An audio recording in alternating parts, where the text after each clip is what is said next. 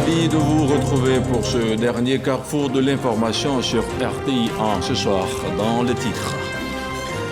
Les éléphants de Côte d'Ivoire vont disputer la finale de la CAN 2023 à domicile. Mercredi à Abidjan, les poulains d'Emer Safaï ont pris le meilleur sur la République démocratique du Congo, les battant sur le score d'1-0. Les temps forts de ce match dans cette édition. Une victoire des éléphants de Côte d'Ivoire célébrée partout dans les foyers, mais surtout dans les différents villages CAN du pays. Des fan zones qui ont refusé du monde, des fan zones qui retrouvent des couleurs à la suite de l'exploit de nos pachydermes qui ont repris de la confiance. Et puis la session extraordinaire du Conseil de médiation et de sécurité de la CEDEAO s'est ouverte ce 8 février à Abuja. À l'ordre du jour, le retrait de la CEDEAO formulé par le Burkina, le Mali et le Niger, trois pays qui ne se sont pas représentés durant cette réunion. Les autres États membres discutent toutefois des conséquences de ce retrait de l'organisation sous-régionale ainsi que de la situation politique en cours au Sénégal depuis le report de la présidentielle. Encore quelques jours avant la fin de la CAN 2023, mais avant tout, la Côte d'Ivoire vous dit à quoi bas.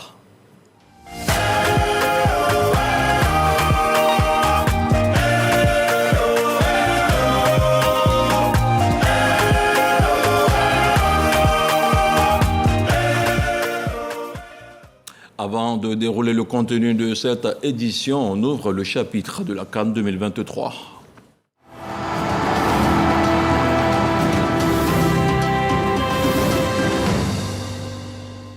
Nous sommes en finale. Bravo à nos éléphants pour cette magnifique victoire. Nous sommes très fiers de vous.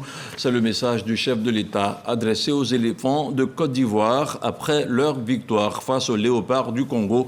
Une victoire qui assure à nos pachydermes une place en finale, place au Nigeria pour clôturer la CAN 2023. Les éléphants ont donc pris le meilleur sur les léopards du Congo. Une victoire de nos pachydermes célébrée et portée par tout un peuple.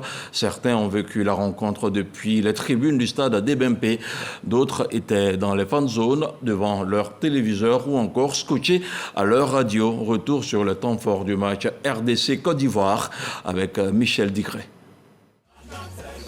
Demi-finale Côte d'Ivoire, République démocratique du Congo, 95e minute de jeu. L'arbitre met fin à la rencontre. La Côte d'Ivoire décroche son billet pour la finale de la CAN 2023. Tristesse et amertume dans le camp congolais. La soirée rumba prévue par les léopards n'aura finalement pas lieu à Abidjan comme à Kinshasa.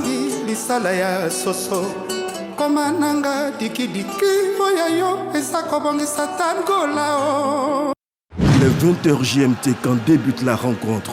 L'hymne national de Côte d'Ivoire résonne dans le stade olympique Alassane Ouattara.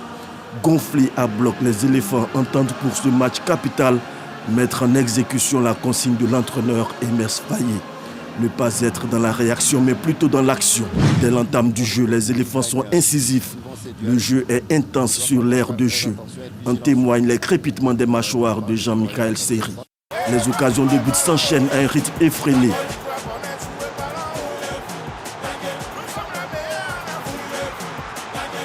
À la 39e minute de jeu, Sengo effectue un centre millimétré en direction de Haller. Tout le public croit à l'ouverture du score. On a assez de carburant pour aller loin. Haller expédie sa reprise de la tête, un bon mètre à côté du but de la RDC. 2 minutes plus tard, Kessié se projette dans la surface de réparation et arme une frappe du pied gauche. Le ballon échoue sur le poteau de Mpassi. Les deux équipes se quittent sur un score vierge à la mi-temps. Au retour des vestiaires, les léopards se font menaçants. Le stratège Emer Safaï effectue 2 remplacements à la 61e minute. Seri est remplacé par Lazare Amani quand Seko Fofana cède sa place à Ibrahim Sangari. 4 minutes plus tard, Gradel s'arrache côté droit, libère un centre en direction de Haller qui reprend le ballon du pied droit. Le défenseur congolais sautille tel un danseur de Ndomolo. L'attaquant ivoirien d'un coup de patte éléphantesque ouvre le score et libère les milliers de supporters. Le score pour les éléphants de Côte d'Ivoire et le stade Alassane Ouattara de BP qui résonne de tout son béton. À la 70e minute de jeu, Sébastien Haller est à un doigt de doubler la mise, mais rate son lob. Attention à ce ballon. Et puis alors, ça passe à côté. Il avait tenté un lob astucieux, Déby Haller. Le génie du Guémon, Hermès Fayet, porte une serviette à son cou. Fait transmettre par écrit un message à Sangaré. Les éléphants verrouillent leur défense, la peur change de camp. Les léopards sont KO debout. Le score reste inchangé. 1-0 jusqu'au coup de sifflet final. Voilà la Côte d'Ivoire en finale de la Coupe d'Afrique des champions. Mais c'est quelque chose d'exceptionnel. Le stade est en ébullition. Les éléphants sont en finale de leur CAN, toujours en toute humilité.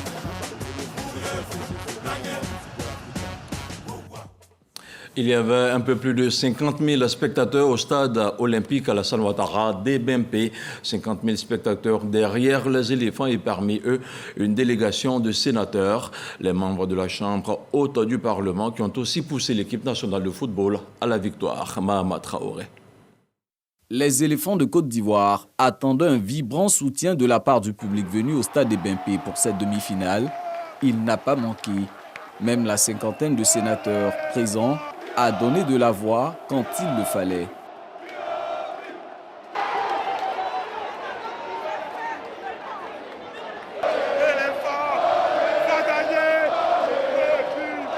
Les membres de la Chambre haute du Parlement ont vécu toutes les émotions du match jusqu'à ce que Sébastien Haller inscrive le seul but de la rencontre.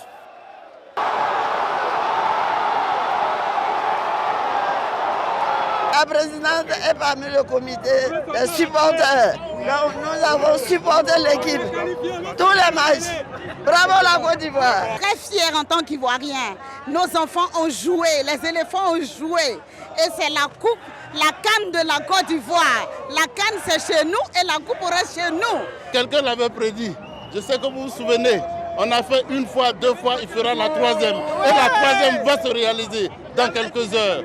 Félicitations, c'est formidable ce que nous avons vécu. Ce 11 février, la Côte d'Ivoire disputera sa 5e finale de Coupe d'Afrique des Nations afin d'obtenir un 3e trophée. Et parmi les supporters des éléphants de Côte d'Ivoire, il y a des femmes et même beaucoup de femmes, des fans de foot qui n'hésitent pas à se rendre dans les stades ou encore dans les fan zones pour vivre les émotions du football. Dans ce reportage que vous allez voir maintenant, Modestine, Ludivine, Cartier, Marie Prissy et Christelle partagent avec nous leur amour pour le ballon rond. Un reportage de Sephora Zegui. Le compte à rebours avant la finale de la CAN 2023 qui se déroule au stade Alassane Ouattara des BMP est lancé. Pendant plus de 3 semaines, les amoureux du ballon rond ont vibré, chanté et même pleuré pour soutenir les joueurs de leur équipe nationale. Parmi eux, Modestine, Ludivine, Cartier, Marie Priscille et Christelle et près de 30 millions d'Ivoiriens. Avant de partir acheter l'eau, vous montez quand vous êtes en haut. Non, ça dépend de vous. Loin des poncifs genrés qui ont longtemps plané sur le monde du football, les femmes n'hésitent plus à revendiquer ouvertement leur amour du ballon rond. Depuis l'enfance, étant à l'école, on jouait au hachis, on faisait du handball et puis après le foot féminin. Donc moi j'étais la gardienne, c'est pourquoi j'ai aimé le football. J'ai commencé à m'intéresser au football depuis le match Côte d'Ivoire-Cameroun en 2006, je pense par là.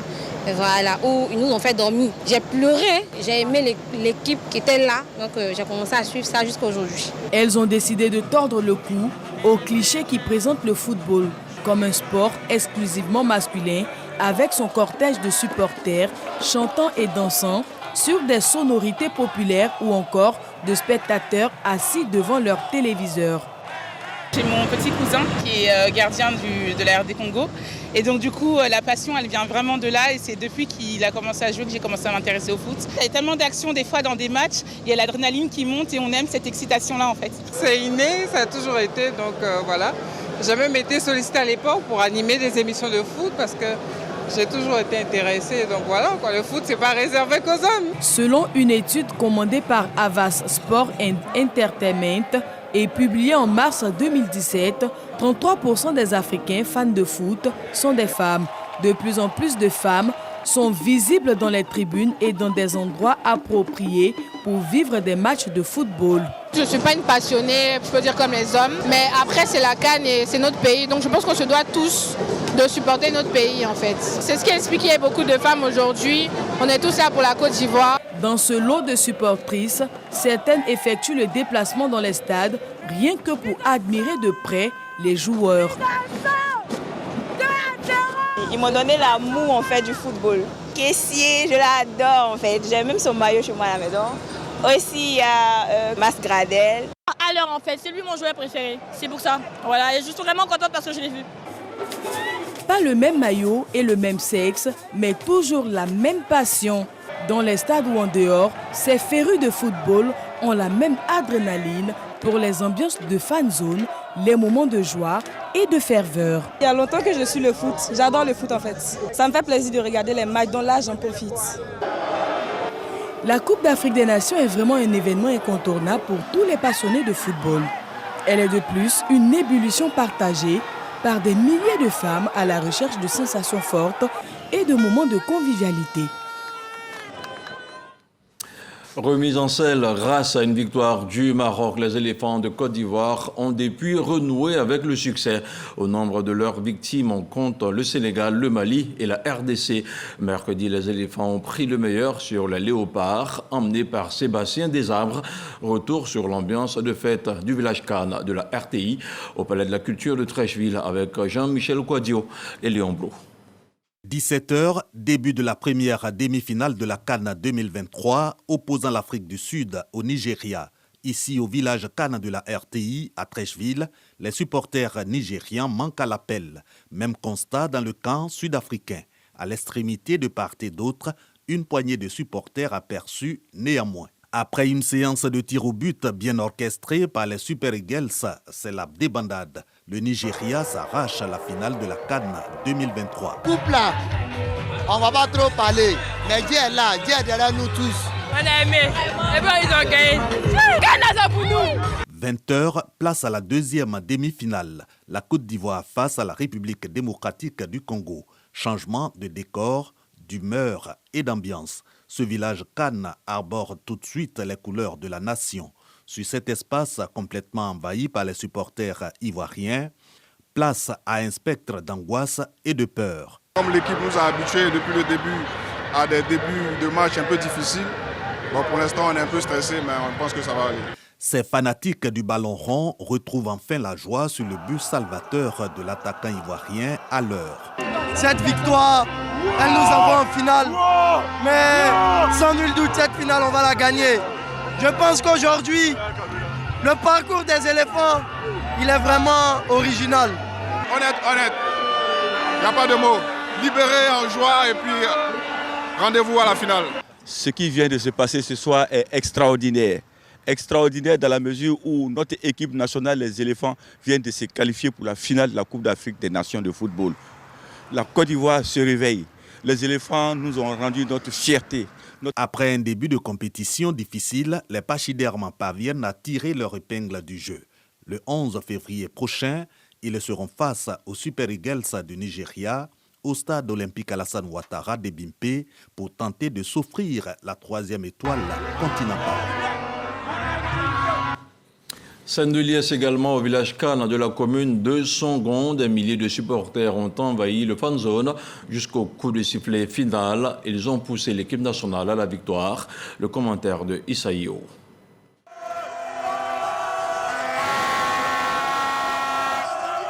La joie des populations de Songon est grande. Comme souhaité, le miracle continue pour la Côte d'Ivoire. Au bord de l'élimination, relancée dans la compétition grâce à une victoire du Maroc, Miraculés en 8e et en quart de finale face au Sénégal et au Mali, les éléphants disputeront la finale de la CAN 2023 sur leur terre. Je suis aujourd'hui pour la fête de notre demi-finale de notre équipe de Côte d'Ivoire. Je suis très fier et heureux pour tout le monde. Notre équipe nationale est en train de monter en puissance. Il y a beaucoup plus de sérénité dans les différents compartiments de jeu et ça donne les résultats que nous avons aujourd'hui. Le premier magistrat de la commune, Aloboué Broé, est aux côtés des populations pour savourer ce triomphe des éléphants. On a vu un entraîneur local qui a su faire un plan de jeu contre les véloces congolais. Bravo aux éléphants, bravo à l'entraîneur, bravo au public ivoirien et vive la Côte d'Ivoire. Les populations se sont donné rendez-vous au village cadre de Songon ce dimanche 11 février pour l'apothéose de la fête du football africain. Tous espèrent que la Côte d'Ivoire décrochera la 3e étoile. Vous avez reconnu la voix de Jean-Marc Djadji. La rencontre des éléphants face aux léopards de la RDC a été suivie sur l'ensemble du territoire national. À Badika, dans la région du Hambol, les populations ont célébré la victoire des éléphants jusqu'au coup de sifflet final. À Kader Sogodogo. Badika, région du Hambol, liesse populaire après la victoire des éléphants de Côte d'Ivoire face à la République démocratique du Congo en demi-finale de la CAN 2023. La Côte d'Ivoire a véritablement mérité ce match-là. On est en finale, c'est ça ivoirien. Et véritablement, félicitations. Depuis l'écran géant du village CAN, situé au foyer des jeunes de Badika, les populations avec à leur tête les autorités administratives, les chefs coutumiers et les guides religieux ont suivi avec beaucoup d'intérêt cette rencontre. L'espace est offert par le directeur général du budget et des finances, Traoré Seydou, fils de Badika. Bravo au président de la République. Il a développé le sport en Côte d'Ivoire en créant 5 terrains super. Comme nous l'a enseigné notre président, le président Alassane Ouattara, il n'y a jamais 2 sans 3. Et comme découragement n'est pas ivoirien, je suis convaincu que nous allons gagner. Dimanche prochain, au stade Alassane Ouattara de BMP, ce sera jour de finale. La Côte d'Ivoire sera face au Nigeria. La CAN, c'est chez nous. La victoire, également, c'est certain. Ambiance similaire à Tanda après la victoire des éléphants de Côte d'Ivoire réunis au village Kana de la ville. Les populations ont pris d'assaut l'artère principale au coup de sifflet final. Emmanuel. Encore une autre soirée d'émotion et d'immense bonheur au sein de la population ivoirienne. Les éléphants viennent de battre les léopards de la République démocratique du Congo et s'offrent leur ticket pour la finale. Réunis au village Kan à Kwaba, les populations de la ville de Tanda n'ont pas douté un seul instant de l'issue de cette rencontre. La Côte d'Ivoire joue bien, on a manqué un peu de chance, mais à la deuxième mi-temps, on va gagner le match. Au cours de ce match, je suis certain que les éléphants vont finir par l'emporter par le score de 2-0. Après une première mi-temps sans le moindre but de part et d'autre, l'équipe ivoirienne va se montrer très menaçante à la seconde mi-temps. Les nombreux essais seront finalement récompensés à la 64e minute de jeu. Sur un centre décisif de Massa Alain Gradel, Sébastien Haller va lober le gardien congolais qui ne peut que constater les dégâts. C'est des sentiments de joie, de satisfaction et on espère qu'ils vont rééditer l'exploit le dimanche prochain pour la finale. Nous sommes tous heureux car la Côte d'Ivoire déjà en finale. C'est le souhait de toute la nation, de toute une nation qui est en joie. Je savais très bien que la Côte d'Ivoire allait gagner. J'ai dit à ma soeur qu'on allait faire 1-0. Effectivement, on a fait 1-0. Wow! Score final, 1-0 pour les éléphants. La Côte d'Ivoire va jouer sa 5e finale. Elle aura à en découdre avec le Nigeria le dimanche 11 février prochain. Les Ivoiriens retiennent leur souffle et attendent patiemment d'obtenir leur 3e étoile continentale. Après cette victoire amplement méritée, certains supporters se sont retrouvés entre amis pour partager un repas.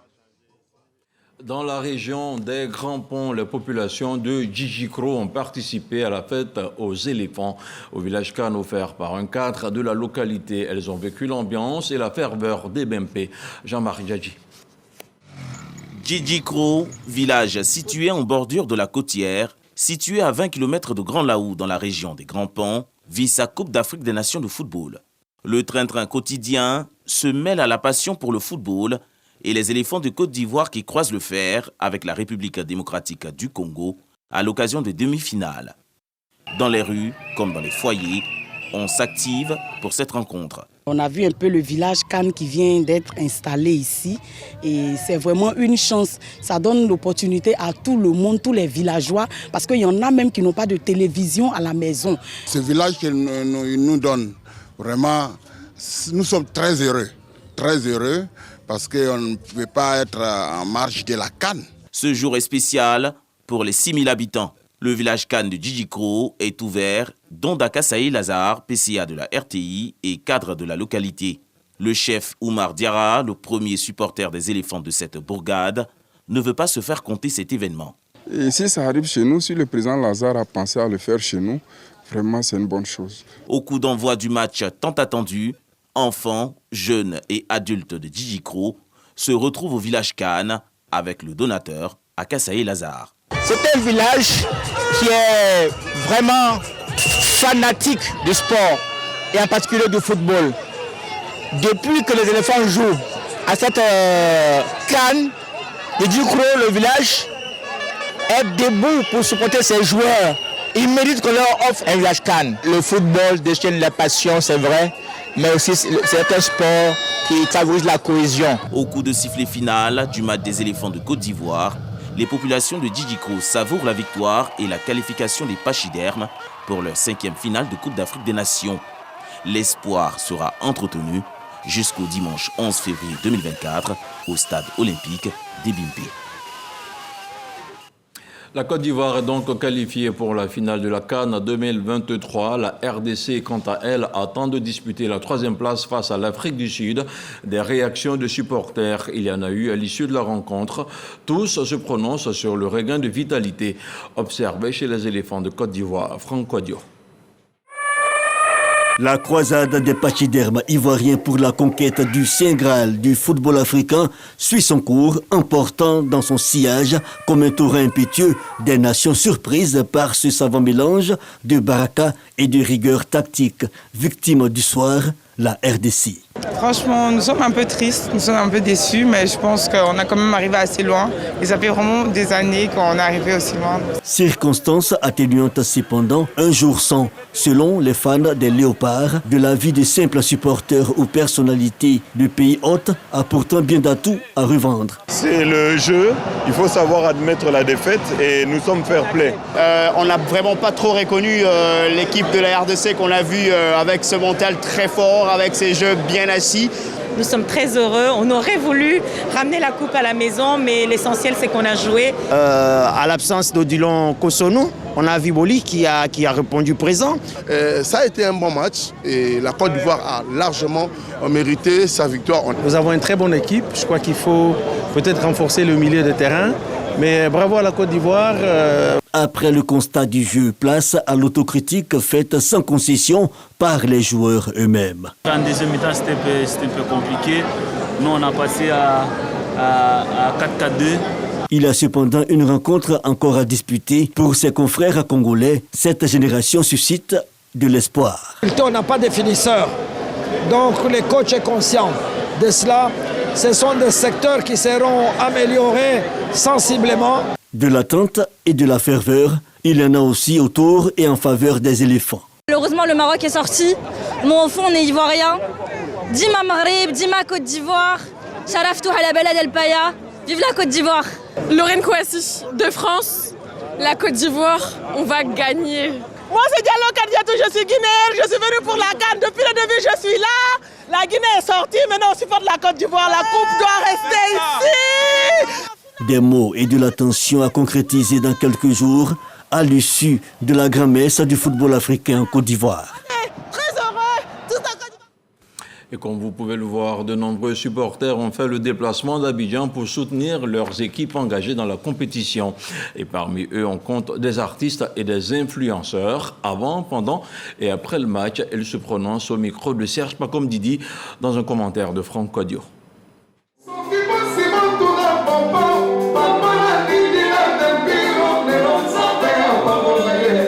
note de rumba congolaise distillée à la première mi-temps de cette rencontre, éléphant de Côte d'Ivoire, léopard du Congo, pour le compte des demi-finales de la 34e édition de la Coupe d'Afrique des Nations.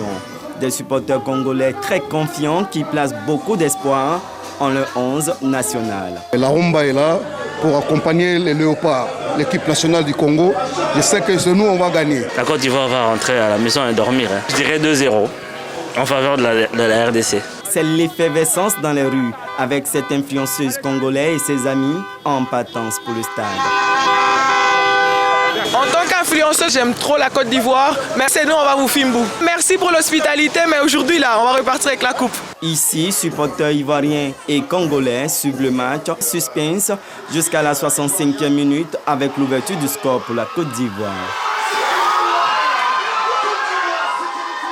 Au moment où on était découragé, finalement, Alain nous a sauvés. Les éléphants de Côte d'Ivoire sont qualifiés pour la finale.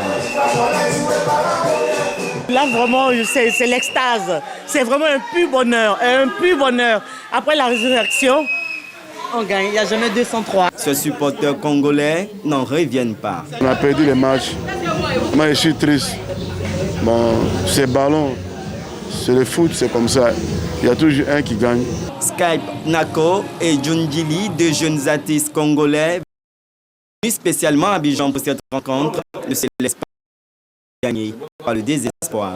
La leçon a été dans le parcours, dans ce parcours-là de la Côte d'Ivoire, il faut dire que les premiers ne sont pas les derniers. Et même quand tu fauches, quand tu tombes, il faut apprendre à se relever, à avoir une force pour se relever et à avancer. Si on peut rallier le parcours de la Côte d'Ivoire à une carrière musicale, comment je pourrais dire ça? Si on essaie un truc qui ne fonctionne pas du premier coup, il faut persévérer, il ne faut jamais baisser les bras.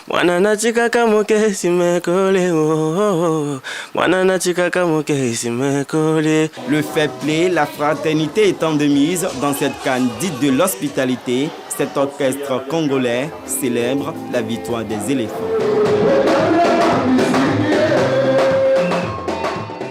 Commentaire de Didier Nguessan. Et pour pousser leurs équipes à la victoire, de nombreux supporters n'hésitent pas à s'offrir des maillots, des tuniques personnalisées et floquées suivant le feeling des supporters.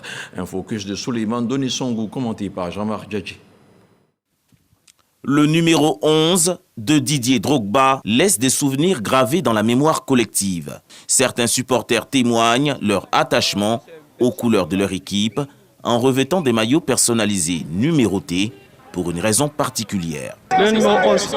Non, c'est le Gbagba, c'est derrière. Même s'il n'est pas là encore, son esprit joue dans l'équipe. Tu vois, il est assis tout le temps, non? 07. J'aime ça depuis Abbas. Depuis moi-même, je joue au foot. Et pourtant, toujours le 7. Numéro 8. Numéro de Nabi Keita. C'est mon joueur. Une équipe compte 11 joueurs. Les maillots sont donc numérotés de 1 à 11. Le numéro 1 revient au gardien. Alors 68, vous avez vu sur mon maillot 68, effectivement c'est ma date de naissance, je suis né en 68. Et le maillot de François Micha, le Kokan, c'est 52. Il est né en 1952 en fait. Avec une touche d'humour, la combinaison des chiffres assure une victoire. Jamais 2, 103. Et Laurent Pokou nous donne sa bénédiction avec les chiffres du 12, plus 2 est égal à 3, donc vivement le troisième trophée. Aujourd'hui, il est devenu difficile de dissocier les joueurs de leur numéro de maillot.